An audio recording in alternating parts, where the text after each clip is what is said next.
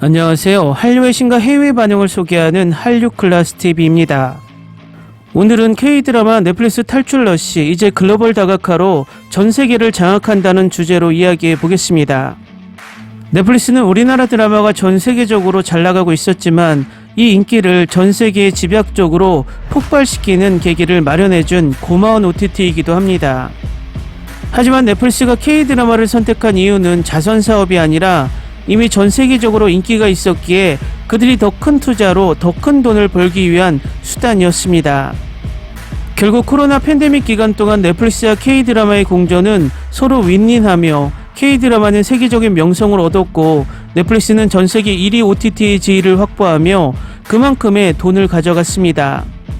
하지만 시간이 지나고 너무나 K드라마를 넷플릭스에서 독점적으로 방영하며 두 파트너 사이가 파트너가 아닌 주종관계로 변하며 점점 K드라마는 넷플릭스의 하청업체로 취급되며 현재 넷플릭스는 순위집계 방식을 바꿔 K드라마를 견제하고 방영 행태도 불리하게 만들어 K드라마가 전세계 1위에 오르는 것을 스스로 견제하고 있습니다. 이 부분은 제가 여러 차례 영상으로 지적했으니 각설하고 이젠 K-콘텐츠 제작자들도 넷플릭스의 의존도를 벗어나 글로벌 OTT의 다각화를 꿈꾸고 있습니다.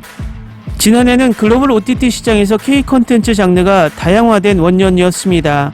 넷플릭스가 지난달 발표한 보고서를 보면 2023년 상반기 글로벌 시청 시간상이 100개 작품 중 한국 콘텐츠는 15개에 달했습니다.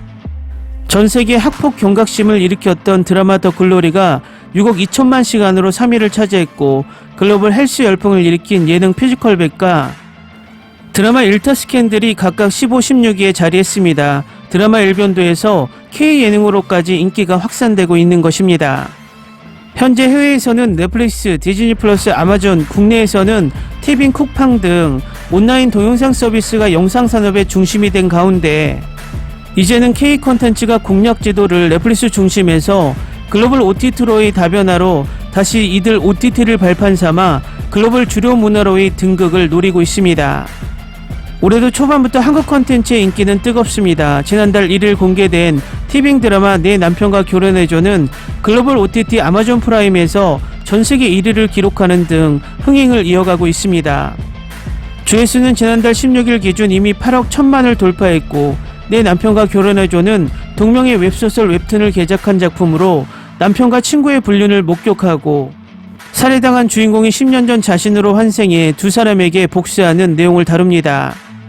지난달 5일 파트 2가 공개된 서인국 박소담 주연의 드라마 이제 곧 죽습니다 역시 아마존 프라임 2위 안에 드는 등 파트 1의 인기를 지속했습니다. 이달 17일 디즈니 플러스에서 공개된 킬러들의 쇼핑몰 또한 한국, 일본, 홍콩, 대만, 싱가포르 등 아시아 5개국에서 10위 안에 들며 인기몰이 중입니다. 이처럼 OTT 수출이 기존 넷플릭스 일변도에서 다변화되는 것은 K드라마에는 수익 면에서도 지배구조 면에서도 크게 유리합니다. 단일 OTT에서 방영되면 제작비의 110에서 120% 선을 보장받는 데 그치지 않고 복수 OTT에 팔면 그 이상의 수익률로 많은 수익이 보장됩니다. 이미 글로벌 OTT 시장에서는 영미 콘텐츠의 아성도 무너지고 있습니다. 비영어권 콘텐츠 안에서 한국 콘텐츠가 차지하는 비중 역시 압도적입니다. 정보통신정책연구소가 발표한 최근 지속가능한 미디어 생태계 컨퍼런스 지미콘 2023에서 발표한 자료를 보면 지난해 상반기 넷플릭스의 비영어권 TV 시리즈 중 한국 작품의 시청시간 비중은 38.5%에 달했습니다. 영어권을 포함한 전체 TV 시리즈 중에서는 14.6%를 차지했습니다. 올해 또한 다양한 한국 콘텐츠가 전세계 관객을 맞을 예정입니다. 2월 9일 공개되는 넷플릭스 드라마 살인자 이응난감은 우연히 살인을 시작한 평범한 남자와 그를 쫓는 형사의 이야기를 그리는 작품입니다. 영화 기생충으로 이름을 알린 최우식, 영화 범죄도시2, 드라마 카지노로 주가를 올린 손석구 등이 출연합니다. 동명 웹툰을 원작으로 한 넷플릭스 드라마 더 A쇼도 공개됩니다. 더 A쇼는 8명의 인물이 8층으로 나뉜 비밀스러운 공간에 갇혀 돈을 버는 위험한 쇼에 참가하며 벌어지는 이야기를 다룹니다. 영화 외계 플러스인 2부에 출연한 유준열, 영화 곡성 항공주에서 열연한 천우희 등이 출연합니다. 글로벌 OTT 파라마운트 플러스를 통해 자사 오리지널 콘텐츠를 전세계 시청자에게 공급해온 티빙은 올해도 좋거나 나쁜 동제 등 4개의 드라마를 TVN과 파라마운트 플러스에 공개할 예정입니다. 인기 드라마 비밀의 숲 1,2의 스피노프인 좋거나 나쁜 동재는 전작에서 사랑받은 캐릭터 서동재 역으로 이준혁이 그대로 출연하며 비밀의 숲을 집필한 유수연 작가도 크리에이터로 참여합니다. 갑작스러운 왕의 죽음으로 일어나는 왕위 다툼 이야기를 다루는 우시왕후도 올해 공개됩니다. 전종서가 고려 왕후 우희를 연기하며 김무열, 지창욱, 정유미 등이 출연합니다. 매월 투표로 학교폭력 피해자가 정해지는 학급의 이야기를 다룬 피라미드 게임, 표의진, 이준영 주연의 로맨틱 코미디 나는 대놓고 신데렐라를 꿈꾼다도 올해 공개됩니다. 지난해 드라마 무빙으로 구독자를 끌어모았던 디즈니 플러스는 강풀 작가의 또 다른 웹툰 작품을 개작한 드라마 조명가게를 올해 공개합니다.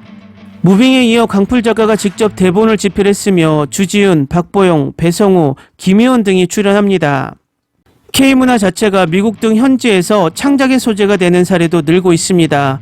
이성진, 스티브 연 등 한국계 미국인 창작자들이 만든 넷플릭스 드라마 성난 사람들은 미국 내 한인들의 삶을 다루며 골든글러브 상관왕, 크리스틱 초이스상 4관왕, 에미상 8관왕에 오르면서 2022년 드라마 오징어 게임의 에미상 6관왕 부분 수상을 넘어서는 쾌거가 일어난 것입니다. 2021년에도 한국계 미국인의 애환을 그린 영화 미나리가 골든글러브 외국어 영화상, 아카데미 여우조연상 등을 받는 등 호평을 받기도 했습니다. 성난 사람들은 미국 제작자가 만들었지만 한국계 감독과 배우가 참여했고 한국계 이민자들의 삶을 다룬 K컬처를 다룬 작품입니다. 오징어 게임이 받지 못한 에미상 작품상까지 수상한 것은 한국 문화가 미국 대중들에게 깊숙이 파고들고 있다는 것을 보여줍니다. 반면 넷플릭스는 매년 20조를 드라마 제작에 투자하고 있고 위의 데이터를 보면 K드라마는 넷플릭스의 매출의 15%를 담당하고 있지만 넷플릭스는 한국에 매년 8천억을 투자하는 10%도 안 되는 금액을 투자하고 있으며 K드라마로 얻은 수익을 미드와 이레니에 투자를 하고 있습니다. 이런 행태는 K드라마가 너무 넷플릭스에 의존해서 방영을 하기 때문에 더욱 심화된다고 생각이 됩니다. 1차적으로는 지금 전세계 K드라마 방영의 거의 70%를 차지하는 넷플릭스 의존도를 낮추며 다른 글로벌 OTT들이 K드라마 방영 경쟁에 참여하며 넷플릭스를 긴장시킬 필요가 있으며 2차적인 최상의 시나리오는 국내 글로벌 OTT가 뛰어들어 전세계 K드라마를 정상적으로 방영할 수 있도록 구조를 만들어야 한다는 것입니다. 어쨌든 글로벌 OTT들의 K드라마의 방영 경쟁은 현재로선 긍정적인 형태로 바뀌고 있습니다. 한류 클라스 TV는 한류 외신과 해외 반응을 꾸준히 쫓아가 보겠습니다. 재밌게 잘 보셨나요? 여러분의 구독, 좋아요, 댓글, 알림 설정은 컨텐츠 제작에 큰 힘이 됩니다. 그리고 항상 하시는 일마다 대박 나시고 행복하시길 바랍니다.